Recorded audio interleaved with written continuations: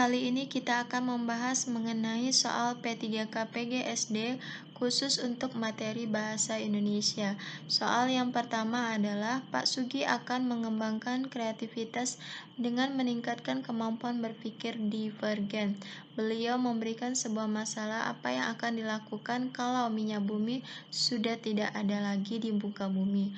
Peserta didik diminta menuliskan beberapa alternatif jawaban yang harus menjadi fokus perhatian Pak Sugi adalah A. Banyaknya alternatif jawaban, B. Banyaknya jawaban yang tepat, C. Siapa peserta didik yang menjawab, D. Banyaknya jawaban berkualitas, E. Jawaban ilmiah dari peserta didik tertentu.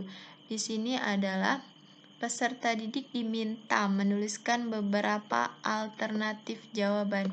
Jadi yang menjadi fokus perhatian jelas adalah yang A. Ada berapa alternatif jawaban? Kalau misalkan minyak bumi ini sudah tidak ada lagi di muka bumi ini, apa saja yang harus dilakukan? Jelas jawabannya adalah yang A. Untuk berpikir divergen sendiri merupakan orang-orang yang dengan tipe berpikir yang mampu menghasilkan atau memproduksi ide-ide baru yang kerap dikaitkan dengan kreativitas. Jadi orang yang berpikir dia divergen itu biasanya kreatif. Kalimat efektif sendiri merupakan kalimat yang dapat mengungkapkan gagasan pemakainya secara tepat dan dapat dipahami oleh pendengar ataupun pembaca secara tepat pula. Adapun kalimat efektif kesepadanan, kalimat yang memberikan gagasan pengarang untuk disampaikan ke pembaca atau pendengar dengan menggunakan struktur bahasa atau kesatuan gagasan yang seimbang. Dalam kalimatnya harus memiliki subjek dan predikat yang jelas. Selanjutnya, menghindari penggunaan kata depan di, pada, dalam, sebagai, bagi, untuk mengetahui, dan menurut agar subjek dan predikatnya jelas. Dalam kaidah kebahasaan, penulisan teks non-fiksi haruslah menggunakan kalimat efektif. Di antara salah satu syarat yang harus dipenuhi dalam kalimat efektif ialah kesepadanan. Adapun manakah yang menunjukkan kesepadanan tersebut? A. Hingga saat ini kepala proyek belum menyetujui usulan penelitian yang diajukan, padahal sudah diajukan sebulan yang lalu. B. Kami sudah lama mengajukan usulan penelitian ini, tetapi kepala proyek belum menyetujuinya. C. Kami sudah lama mengajukan usulan penelitian ini, tetapi belum juga disetujui oleh kepala proyek.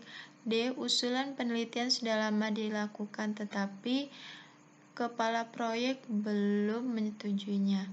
E. Usulan penelitian ini sudah lama diajukan, tetapi kepala proyek belum menyetujuinya. Untuk kalimat efektif, jelas di sini subjek sama predikatnya harus jelas dan tidak ada kata depan yang menghubungkan. Di sini yang menggunakan kata depan ada padahal,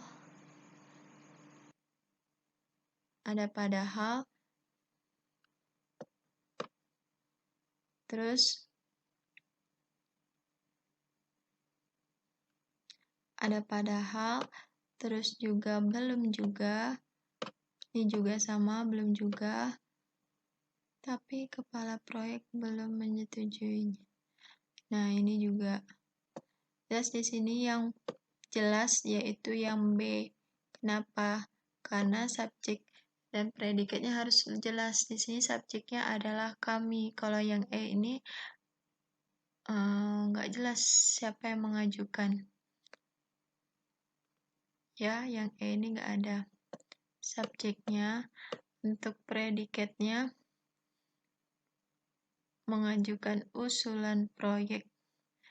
Ya, jadi jelas jawabannya adalah yang B. Pikiranku langsung terkenang saat aku kelas 6 mencium obat yang menyengat dalam ruangan ini. Suatu hari sepulang sekolah, aku langsung menuju ruang UGD, sebuah rumah sakit umum, karena sakit perut yang membuatku tidak bisa berjalan, hanya bisa mengerang. Semula aku masih bisa menahan rasa takut berada di sekeliling orang yang terbaring di atas kasur tipis beralaskan sprei putih. Sampai tiba-tiba segerombolan perahu berpakaian putih mendorong dengan cepat sebuah kasur beroda dan dihentikannya tepat di sebelah kasurku. Di atasnya terbaring pria botak. Dia tidak bergerak sama sekali, mulutnya menganga, mata terpejam menghadapku yang mengantar orang di sebelah kaki ini kecelakaan sepeda motor. Watak tokoh aku yang penakut dalam kutipan cerpen tersebut disampaikan melalui A. Komentar tokoh, B. Tindakan tokoh, C. Dialog, D. Pikiran tokoh. E. Penjelasan pengarang. Di sini kalau komentar jelas nggak ada komentar yang dihadapi, tindakan tokoh juga nggak ada, dialog apalagi. Jelas di sini adalah pikiran tokoh karena tokoh sendiri yang menggambarkan bagaimana dia mengalami pada saat dia di UGD, pada saat dia di kelas 6 SD tersebut. Sedangkan untuk penjelasan pengarang tidak. Jadi jelas jawabannya itu yang D.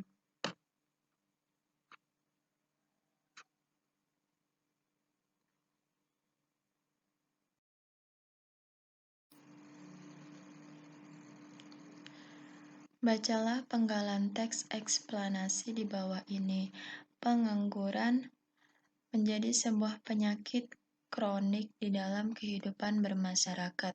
Pengangguran adalah orang dewasa yang tidak bekerja, sedang mencari pekerjaan atau tidak memiliki pekerjaan secara formal dan tidak mendapat penghasilan.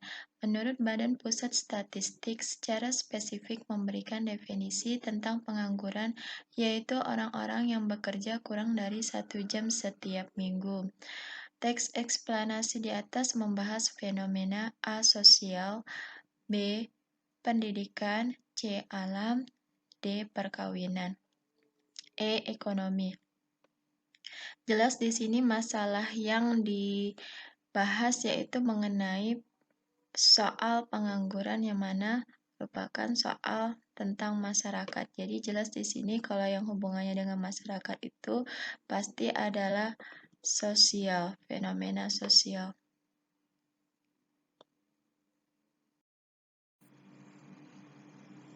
Bacalah puisi di bawah ini. Buat apa berkain batik kalau tidak berselendang? Buat apa berwajah cantik kalau tidak sembahyang? Puisi tersebut tergolong genre puisi A. Modern, B. Reformasi, C. Lama, D. Kontemporer, E. Baru. Ini merupakan contoh pantun di mana terdiri atas 4 baris, terus bersaja ABAB, jadi ABAB ik ang tik ang kan ABAB. Terus yang 3 baris pertama dan kedua merupakan sampiran, baris ketiga dan keempat merupakan isi. Setiap baris terdiri atas 8-12 suku kata. Adapun jenis puisi lama itu ada yang pertama ada pantun, yang kedua gurindam, 3 seloka, 4 talibun, 5 syair. Jadi ini merupakan jenis puisi C lama.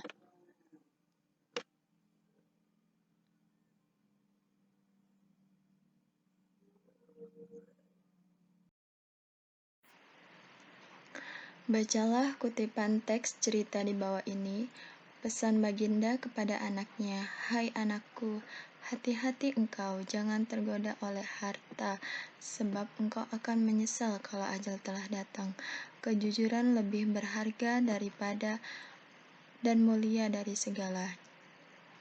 Pelajaran yang dapat ditarik dari kutipan teks cerita di atas adalah A. Harta yang harus dijaga dengan baik, B. Pesan Baginda Raja kepada anaknya, C. Kejujuran lebih mulia dan berharga, D. Harta lebih mulia dan menggoda, E. Anak yang sombong banyak harta. Di sini sudah dibilang oleh Baginda kepada anaknya bahwa kejujuran lebih berharga dan mulia dari segalanya. Berarti jelas jawabannya adalah yang C.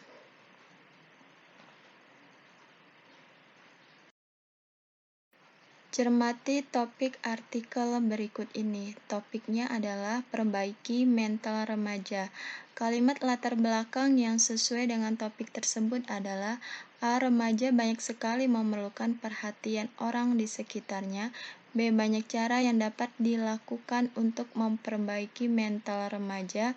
D. Banyak orang tua yang tidak memahami tabiat anak remaja. Dewasa ini banyak remaja rusak mentalnya disebabkan berbagai faktor. Di sini adalah topiknya perbaiki mental remaja. Nah, kalimat latar belakang berarti yang menjadi pokok permasalahan yaitu banyak remaja rusak mentalnya. Itu disebabkan faktor apa saja, ntar dibahas di latar belakang ini. Karakteristik teks eksplanasi yaitu informasi yang dimuat berdasarkan fakta. Yang kedua, hal yang dibahas biasanya suatu fenomena yang bersifat keilmuan atau berhubungan dengan ilmu pengetahuan. 3. Sifatnya informatif dan tidak berusaha mempengaruhi pembaca untuk percaya kepada hal yang dibahas. 4. Menggunakan kata penanda urutan. 5. Memakai banyak konjungsi kasualitas seperti sebab, karena, maka, sehingga, dan lain-lain. Sedangkan untuk teks eksposisi, itu informasinya ditulis secara singkat, padat, akurat, dan mudah dimengerti. Gaya penulisan menggunakan sifat persuasif, informatif. Intinya ada proses mengajak orang lain di sini. Ditulis dengan menggunakan bahasa baku dan sesuai dengan EYD, ejaan yang disempurnakan. Yang keempat, penulisan informasi bersifat objektif, fakta berdasarkan bukti dan tidak memihak. Yang kelima, informasi yang dijabarkan disertai dengan data-data yang akurat dari sumber terpercaya sebagai pendukung dalam tulisan. Teks di bawah ini, malam ini indah sekali di langit, bintang-bintang berkelip memancarkan cahaya terang. Hawa dingin menusuk kulit, sesekali terdengar suara jangkrik, burung malam, dan kelelawar mengusik sepinya malam. Angin berhembus pelan dan tenang. Karakteristik teks di atas termasuk ke dalam ciri pengembangan paragraf.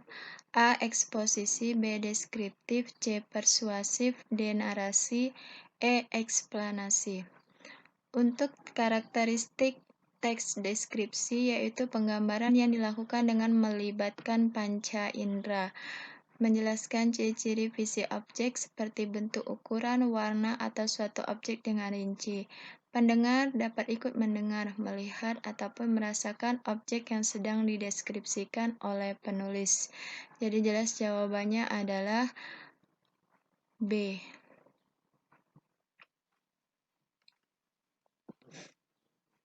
Kan di sini digambarkan bagaimana suasana malam tersebut.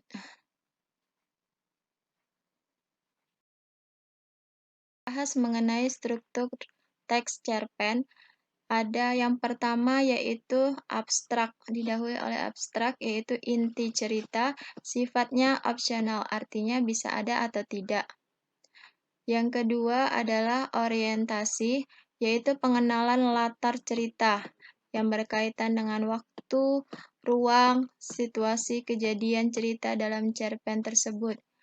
3. Komplikasi, yaitu urutan sebuah kejadian yang dihubungkan secara sebab akibat, artinya berbagai konflik yang menuju pada klimaks. Yang keempat, yaitu evaluasi, yaitu pemecahan masalah dalam sebuah teks tersebut. Yang kelima adalah resolusi, yaitu pengungkapan konflik yang terjadi dalam sebuah cerpen. Yang keenam adalah koda. Koda itu adalah penutup yang berisi pembelajaran yang bisa diambil oleh pembaca setelah pembaca teks cerpen, tapi sifatnya juga opsional, bisa ada ataupun tidak ada. Bacalah kutipan cerita di bawah ini. Mengapa pagi ini waktu sangat kacau? Ucap induk gagak. Ia lalu segera mencari anaknya, namun ia tidak menemukannya. Ia pun kembali ke sarang, cemas dan sedih menjadi satu. Kutipan cerita di atas termasuk ke dalam bagian A. Evaluasi, B. Amanat, C. Resolusi, D. Komplikasi. E. Orientasi. Untuk evaluasi sendiri merupakan pemecahan masalah dalam sebuah teks, berarti ini tidak termasuk salah. Amanat, apa yang akan disampaikan, sedangkan resolusi, pengungkapan konflik yang terjadi dalam sebuah cerpen. Komplikasi sendiri merupakan urutan sebuah kejadian, dan orientasi merupakan pengenalan latar cerita. Jelas di sini jawabannya adalah pengungkapan konflik. Ada masalah di situ. Kenapa? Di sini ia tidak menemukan anaknya. Di sini ada beberapa jenis pantun. Yang pertama adalah pantun peribahasa, di mana terdapat kalimat peribahasa yang pada umumnya memiliki susunan tetap. Yang kedua adalah pantun nasihat yang bertujuan untuk menyampaikan pesan moral dan didikan. Yang ketiga adalah pantun jenaka, di mana untuk hiburan. Yang keempat adalah pantun teka-teki, biasanya juga isinya teka-teki. Pantun cinta biasa hubungan romantis antara dua pasangan. Yang keenam adalah pantun agama mengenai manusia dengan pantun. Di sini termasuk jenis pantun harimau telah semakin sombong, suka menghina yang jelek. Masih kecil telah ompong, mirip bersama dengan nenek-nenek. A. Nasihat, B. Duka cita, C. Teka-teki, D. Jenaka. Kita lihat dari isinya di sini. Masih kecil telah ompong, mirip bersama dengan nenek-nenek. Berarti di sini termasuk pantun jenaka. Karena isinya lucu. Kenapa dia ompong? Dia mirip nenek-nenek.